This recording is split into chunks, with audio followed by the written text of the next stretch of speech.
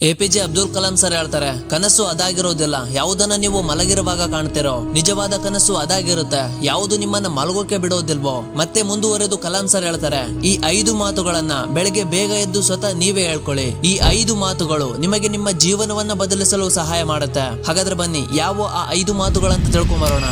ಸ್ನೇಹಿತರೆ, ಬೆಳಗ್ಗೆ ಎದ್ದ ತಕ್ಷಣ ನೀವು ಮೊಬೈಲ್, ಟಿವಿ ಅಥವಾ ಯಾವುದೇ ಡಿಜಿಟಲ್ ಡಿವೈಸ್ ಗಳನ್ನ ಯೂಸ್ ಮಾಡೋದ್ರಿಂದ ನೀವು ಡಿಸ್ಟ್ರಾಕ್ಷನ್ ಆಗ್ತೀರಾ. ಬೆಳಗ್ಗೆನೆ ನಿಮ್ಮ ಮೂಡ್ ಖರಾಬ್ ಆದ್ರೆ ನಿಮ್ಮ ಇಡೀ ದಿನಾನು ಹಾಳಾಗೋಗುತ್ತೆ. ಅದರ ಬದಲು ಬೆಳಗ್ಗೆ ಬೇಗ ಎದ್ದ ತಕ್ಷಣ ಈ 5 ಮಾತುಗಳನ್ನ ನಿಮ್ಗೆ ನೀವೇ ಹೇಳ್ಕೊಳ್ಳಿ. ನಂಬರ್ 1, ಬೆಳಗ್ಗೆ ಬೇಗ ಎದ್ದ ತಕ್ಷಣ ಹೇಳುವ ಮೊದಲ ಮಾತು ಏನಂದ್ರೆ, ನಾನು ಎಲ್ಲದಕ್ಕಿಂತ ಬೆಸ್ಟ್ ಇದೀನಿ, ನನಗೆ ಕಂಪ್ಯಾರಿಸನ್ ಮಾಡೋರು ಯಾರು ಇಲ್ಲ, ಯಾಕಂದ್ರೆ ನಾನು ಅಷ್ಟೊಂದು ಬ್ರಿಲಿಯಂಟ್ ಇದೀನಿ, ಸ್ಟ್ರಾಂಗ್ ಇದೀನಿ ಅಂತ.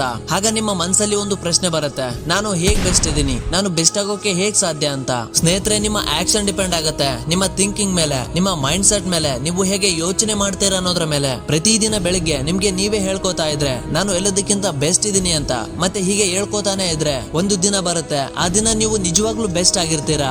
ನಂಬರ್ 2, ನಾನು ಇದನ್ನ ಮಾಡ್ತೀನಿ. ಸ್ನೇಹಿತರೆ, ಭೂಮಿ ಮೇಲಿರೋ ಪ್ರತಿಯೊಬ್ಬ ವ್ಯಕ್ತಿಯ ಜೀವನದಲ್ಲಿ ಒಂದು ಕನಸಿರುತ್ತೆ, ಆದ್ರೆ ಅದರಲ್ಲಿ ಬಹಳಷ್ಟು ಜನ ಅವರ ಕನಸನ್ನ ಪೂರ್ತಿ ಮಾಡೋದಕ್ಕೆ ಆಗೋದಿಲ್ಲ. ಯಾಕಂದ್ರೆ ಇದರ ರೀಸನ್ ಒಂದೇ ಆಗಿರುತ್ತೆ, ಅವರಿಗೆ ಅವರ ಮೇಲೆ ಆತ್ಮವಿಶ್ವಾಸ ಇರೋದಿಲ್ಲ.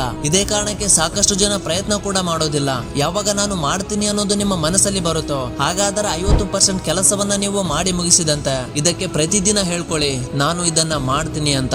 ನಂಬರ್ 3, ದೇವರು ಸದಾ ನನ್ನ ಜೊತೆಯಲ್ಲಿರ್ತಾನೆ. ಸ್ನೇಹಿತರೆ, ಮನುಷ್ಯನ ಜೊತೆ ಯಾವುದೇ ಕೆಟ್ಟ ಘಟನೆಗಳು ನಡೆಯಲಿ, ಆಗ ಅವನ ಬಾಯಿಂದ ಬರೋದು ಒಂದೇ ಮಾತು, ಅದೇನಂದ್ರೆ ನನ್ನ ಜೊತೆ ಯಾಕೆ ಹೀಗಾಯ್ತು, ದೇವರು ನಂಗೆ ಯಾಕೆ ಹೀಗ್ ಮಾಡ್ದ ಅಂತ.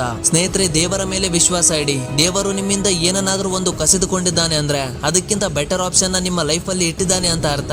ಅದಕ್ಕೆ ಭಗವಂತನ ಮೇಲೆ ನಂಬಿಕೆ ಇಡಿ, ಮತ್ತೆ ಹೇಳಿ, ದೇವರು ಯಾವಾಗ್ಲೂ ನನ್ನ ಜೊತೆ ಇದ್ದಾನೆ. ನಂಬರ್ 4, ನಾನು ಒಬ್ಬ ವಿಜಯಶಾಲಿ, ಐ ಆಮ್ ಅ ವಿನ್ನರ್. ಜನ ಯಾವಾಗ ತಮ್ಮ ಜೀವನದಲ್ಲಿ ಸೋಲ್ತಾರೋ ಆಗ ಅವರು ಅನ್ಕೋತಾರೆ, ನಾನು ಸೋತೋದೆ, ನನ್ನಿಂದ ಇದನ್ನ ಮಾಡೋಕಾಗ್ಲಿಲ್ಲ ಅಂತ. ನೀವು ನಿಮ್ಮ ಲೈಫ್ ಅಲ್ಲಿ ಯಾವಾಗಾದ್ರೂ ಸೋತ್ರು ಕೂಡ ನಾನೊಬ್ಬ ವಿಜಯಶಾಲಿ, ಐ ಆಮ್ ಅ ವಿನ್ನರ್ ಅಂತ ಹೇಳ್ಕೊಳ್ಳಿ. ಯಾಕಂದ್ರೆ ಸೋಲು ಅನ್ನೋದು ಗೆಲುವಿಗೆ ಅಪೋಸಿಟ್ ಆಗಿರೋದಿಲ್ಲ, ಗೆಲುವಿನ ಒಂದು ಭಾಗ ಆಗಿರುತ್ತೆ. ಯಾವಾಗ ನೀವು ನಾನೊಬ್ಬ ವಿನ್ನರ್ ಅಂತ ಅನ್ಕೋತಿರೋ ಆಗ ನಿಮ್ಮ ಆಕ್ಷನ್ ಕೂಡ ಒಬ್ಬ ವಿನ್ನರ್ ತರನೇ ಇರುತ್ತೆ. ಯೋಚನೆ ಮಾಡಿ, ನಿಮ್ಮ ಆಕ್ಷನ್ ವಿನ್ನರ್ ತರ ಆದ್ರೆ ನೀವು ವಿನ್ನರ್ ಆಗೋದಿಲ್ವಾ. ನಂಬರ್ 5, ಈ ದಿನ ನನ್ನ ದಿನ. ಇಲ್ಲಿಯವರೆಗೆ ಏನ್ ನಡೆದಿದೆಯೋ ಅದು ಮುಗಿದು ಹೋದ ಘಟನೆ, ಆದ್ರೆ ಇವತ್ತು ನನ್ನ ದಿನ.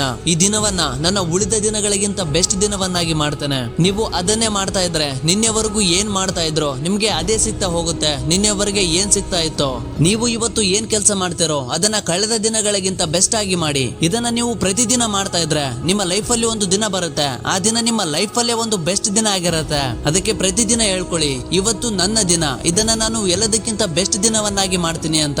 ಹಾಗಾದ್ರೆ ಬನ್ನಿ ಸ್ನೇಹಿತರೆ, ಈ 5 ಮಾತುಗಳನ್ನ ಒಮ್ಮೆ ನೋಡ್ಕೊಂಡ್ ಬರೋಣ.